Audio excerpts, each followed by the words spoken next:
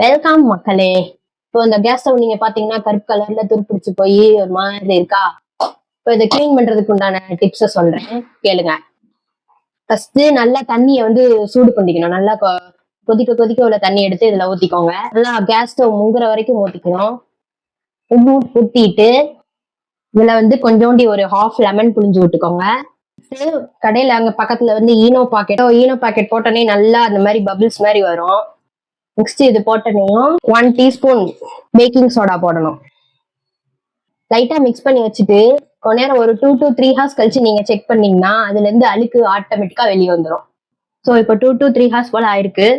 இப்போ இதை பாத்தீங்கன்னா தெரியும், இந்த பர்னர் பாருங்க, இதுல உள்ள அழுக்கெல்லாம் கரைஞ்சு தண்ணியெல்லாம் இந்த கலர் மாறி என்ன கலர்ல வந்திருக்குன்னு பாருங்க. விம் ஜெல்லோ இல்ல பிரில் லிக்விடோ நீங்க என்ன டிடர்ஜென்ட் வச்சுக்கிறீங்களோ அதை எடுத்து இந்த லைட்டா பிரஷ்ல வச்சு இதை இப்படி லைட்டா இப்படி தேய்ச்சி விட்டீங்கன்னா அதுல இருக்கிற லைட்டா உள்ள கரெல்லாம் வெளியே வந்துடும். ஸோ இப்ப நீங்க பாத்தீங்கன்னா தெரியும், இந்த லிக்விட் வச்சு ஃபுல்லா கிளீன் பண்ணி முடிச்சுட்டேன்.